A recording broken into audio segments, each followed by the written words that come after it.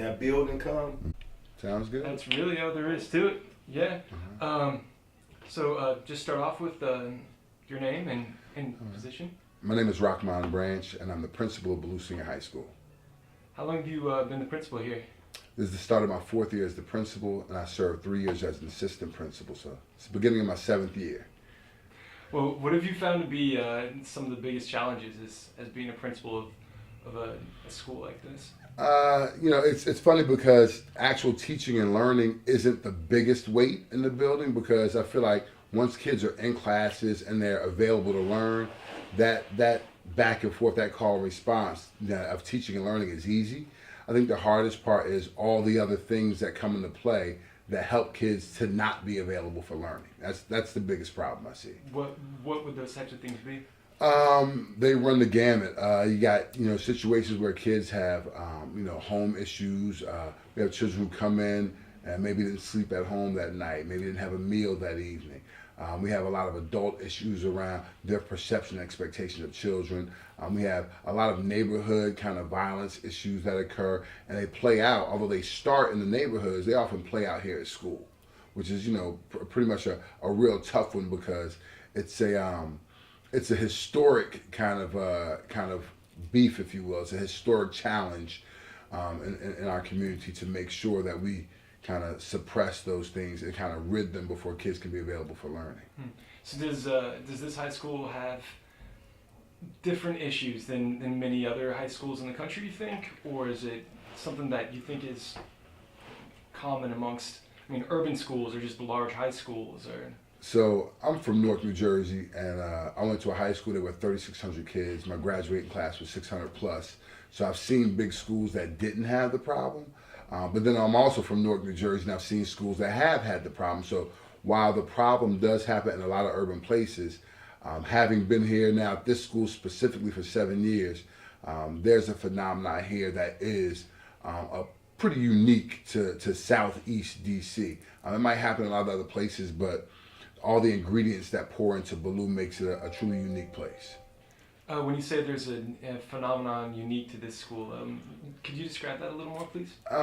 Well, I think one of the things that strike initially, the first thought is that there are over 20 different neighborhoods that all pour into this school. And in Southeast DC and a lot of places in America, neighborhoods are what kind of drive your identity. And for reasons that might not be known to you, because they may have started generations before you, neighborhoods are often at odds with one another. And because of those realities that play out in the streets, a lot of times they come into the school with those same cultural identities, those same neighborhood identities, and for reasons that a lot of them might not even know, they decide they want to play out those rivalries a lot of times in physical violence. Does this involve youth gangs sometimes as well, or is it different than that? So, for my background, I wouldn't call them gangs, you know what I mean? Like, they're neighborhoods. I grew up on the street where there were 30 kids between the age of 14 to 19. So we were a neighborhood, we were a block. It was all on one block. So, 30 kids who all lived together, we went everywhere together. So, somebody might call us a gang, but we're really just a block or a neighborhood. And it's the same thing here. You got a lot of kids who just grew up together, and pretty much they stand strong for one another. But we haven't had, in my day growing up, there were still elements around us that helped us maybe fix or adjust our view on what our neighborhood power is and can do. And I think some of those things might be missing in our children being able to understand how there's power in that neighborhood or in that block to get certain things done. And so, like I said, we often see it happen outside of the school. And then, when I first got here, we often seen it play out here in the school. And that thing has, it's died down a considerable bit through a lot of things that we've done here. One of the biggest things being the work of the Peaceoholics. Could you tell me more about that? When you first got involved and how you met? Well, when I first came to Ballou, I tell this story all the time. When I walked in the main lobby doors, my first interaction at Ballou, there was a child sitting on the floor in front of the main office door smoking a cigarette. So that sort of kind of aloofness to education was alarming.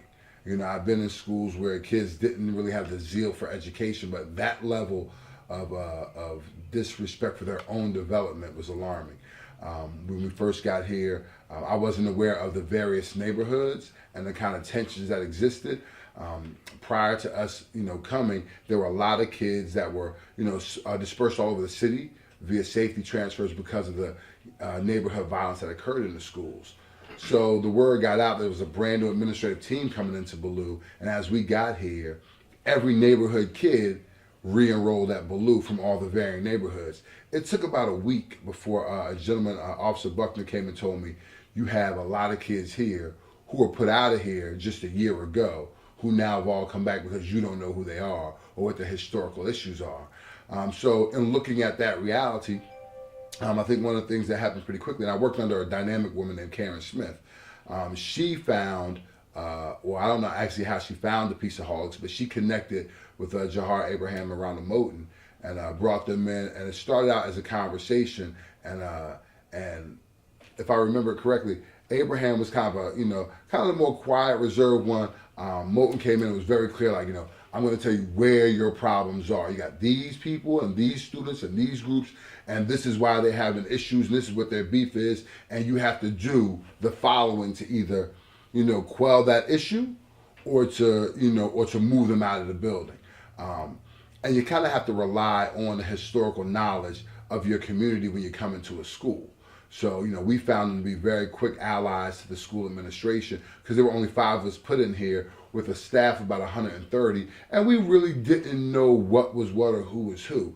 So we had to extend a lot of trust, and conversely, they had to extend some trust to us when we didn't agree on things. And we always had a sort of relationship where we can come into a room and scream and holler and disagree on things, but we always walked out with a solution and on the same page. And them giving us a lot of background and a lot of history are the main reasons why we were able to kind of attack certain pockets. It started out with just identifying neighborhoods and moving forward. How did the Peaceoholics have this background information? They have a background in the community. They're from DC historically. They've been in Jauhar and Moten specifically, and then all the gentlemen in their organization. They've been in and are from various neighborhoods throughout the city. Historically have garnered a lot of respect for being within and of the community. Some of them having the run-ins that they've had, the mistakes that they've made, they can now tell a young man or young woman based upon actual experience in the same sort of travails and traverses of life that these kids are going to experience. They were able to tell them directly, hey, I've been there, done that. It doesn't lead down the right road. So kids can see the authenticity in their delivery. Kids can recognize them based upon their community, relationships. And that kind of brings about a respect, because kids can see that, you're not someone who's in the ivory tower telling you what you need to do. You're someone who's made it and making it out of the same scenarios that they're coming from.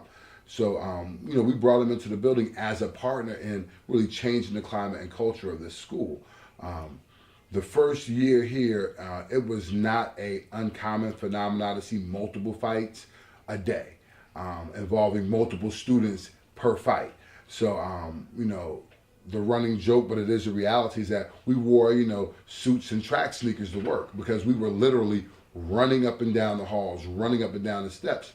And just 5 of us here with a teaching staff who weren't necessarily wanting to be in the hallways attacking this issue. When we first got here, their first charge to us was, can you clean out our hallways? 5 people deep, 5-acre building, we needed help.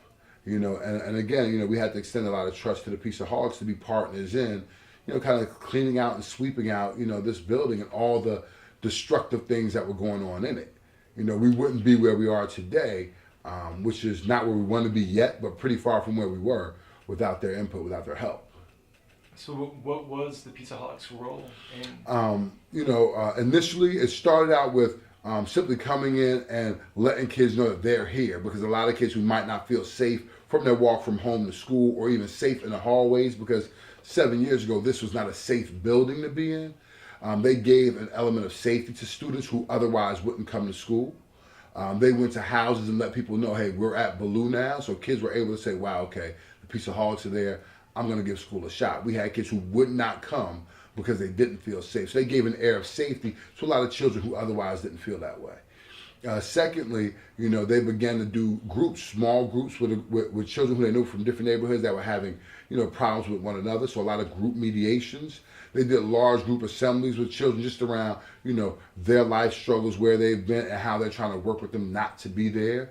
They work with administration to help identify strong teachers in the building that can also kind of be ambassadors and marshals of our desire to change the climate and culture.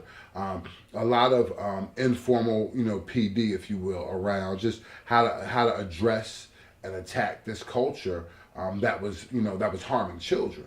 They identified with the culture and understood it, and were able to provide remedies on beating it back. And on a day-to-day basis, so were there actual Peaceoholics? Absolutely. So you would see them in staircases. You would see them in the intersection. You would definitely see them in the cafeteria and in the gymnasium. During lunchtime is when it's probably the most chaotic, mainly because it's free, kind of unstructured time for students. So, you're in the cafeteria, you're kind of hanging out, talking to friends. During lunch, you can also be in the gymnasium playing basketball, decompressing, and just kind of hanging out. So it's really the most free and unstructured time. They held mediation groups during those times where they would bring different neighborhoods together.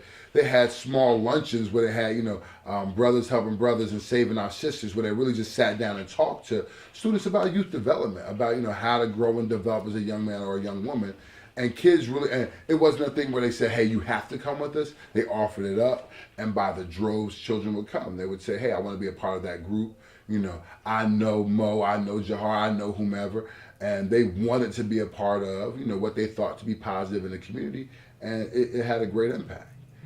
What were the teachers' reactions to having Peaceoholics? It varied, again, a lot of this doesn't apply to every teacher, but a lot of our teachers were caught up in a culture that was not the healthiest for our school, they looked at and believed that, anyone who, a lot of them, let me say that, believed and thought that anyone who wasn't, traditionally trained and traditionally educated could not add value to the experience at Ballou Senior High School. Based on my background, I believe that to be different. As a matter of fact, I don't believe that at all. I think that, learning comes in many shapes and forms. And so a lot of teachers resisted their participation, actually came to administration and said, we are not sure that this is the right thing to do. But then you have the quiet majority. It's always that raving minority who screams that way. The quiet majority would say things like, I'm glad they're here because the hallways were hell before they showed up. I'm glad they're here because now I can see a direct result in little Billy who's in my class. I know he goes to the lunchtime sessions, and he was never this way before. You would have teachers who would recommend students to go to those groups, whether it was directly to the Peaceoholics or to someone from administration. Hey, Mr. Branch, Billy's having a real problem. Maybe he could sit with that group of guys, not really knowing much about it, but knew there was something going on, so you could feel it and sense it. But education, and education reform, which is a big topic these days, hasn't really embraced the learning styles of every child. It hasn't really embraced the necessity of varying what learning looks like and means. And a lot of that at times, especially in situations in the schools like Ballou, necessitate, different avenues and non-traditional methods to make kids available for learning. So it became a place where, we have embraced that reality, and we really push it real hard for kids to get that, to get that experiential learning, if you will, that they wouldn't get most places. So 7 years later, since you've been working with the school, has it changed? Has there been some transformation? Absolutely. It's funny. Part of me wishes that maybe you were here during the day. And the Peaceoholics would be happy to know as well that, the hallways, which used to be a crowded mess, you can see in the intersection, there were days where, the intersections are our most popular point in the building. At any period of the day, you can get about 700 kids crossing that area,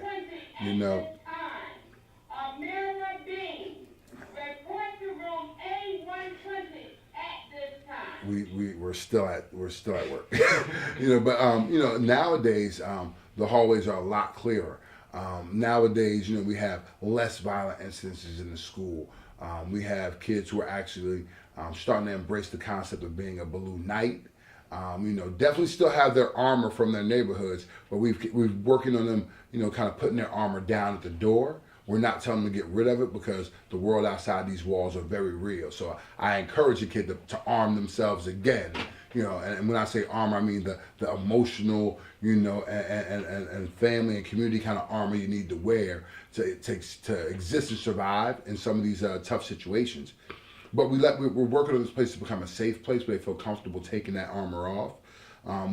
We're not anywhere near where we want to be, but we are for sure not where we were, and we're not there any longer. A direct result, of the work of the Peaceoholics, in cooperation with the administration of the school.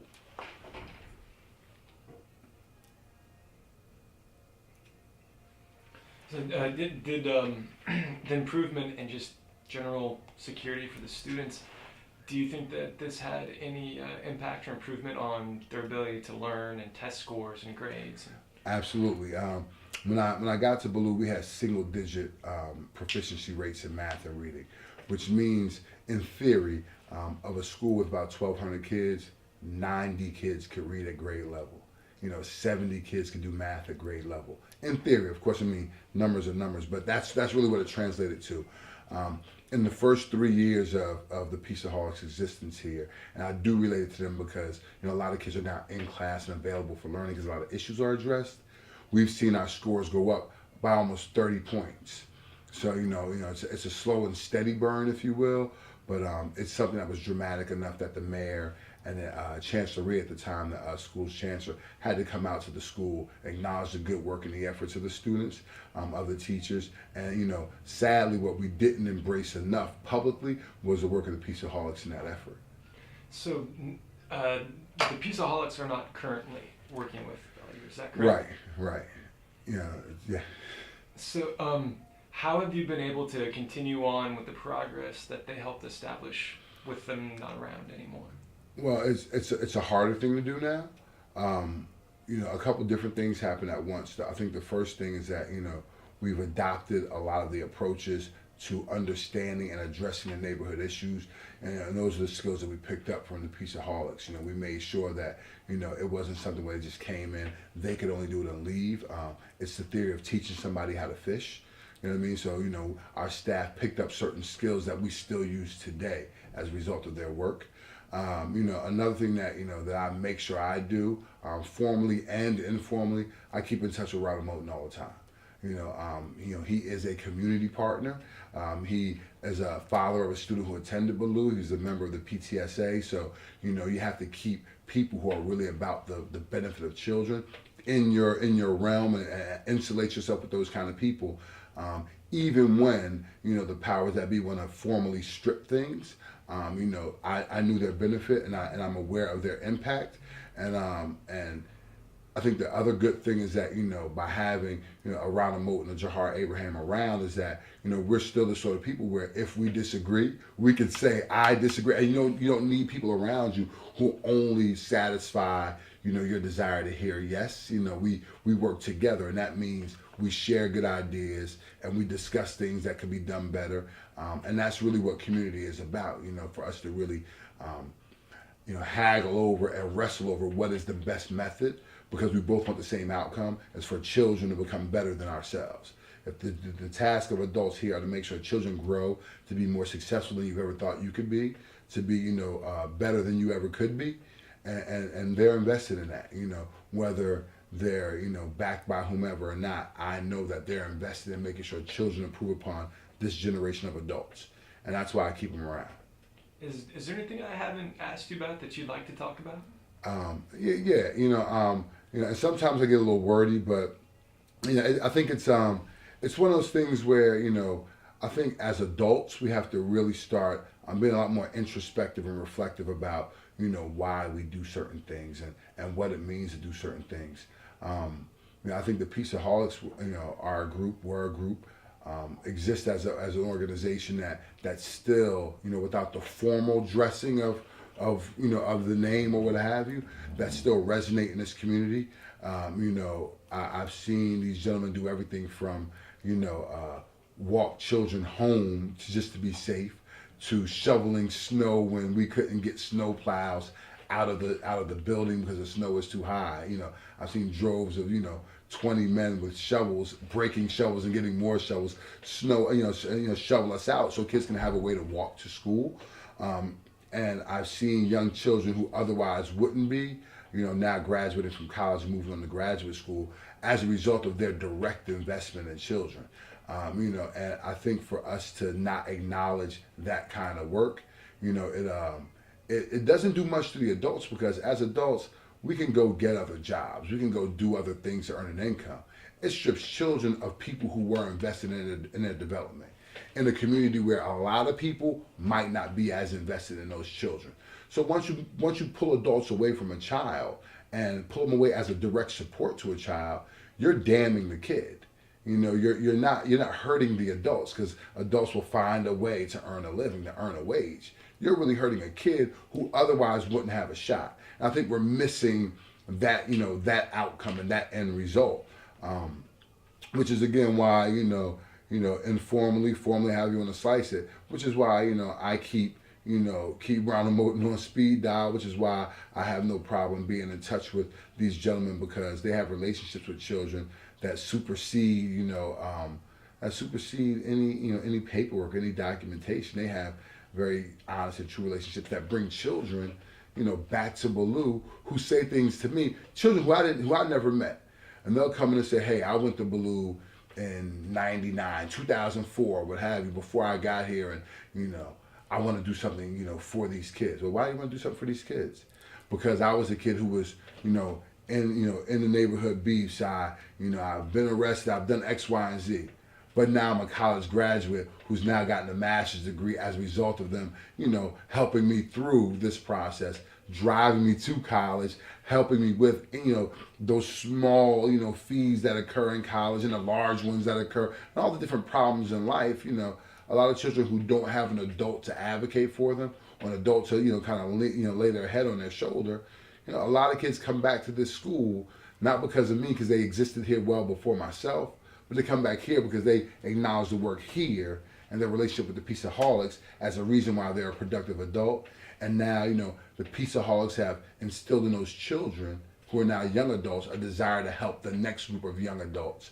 And that's something that you can't really quantify that. You can't, you just can't. So I think they're a dynamic bunch, and I'll continue to lean on them as a resource as long as I'm a part of Ballou Senior High School. Great. Do you have any final thoughts? Any other comments? Nah. I just they got my vote for whatever it is. I'm always a proud supporter of somebody who supported me for the last 7 years. All right. Perfect. Go Knights. Yeah. No, that was.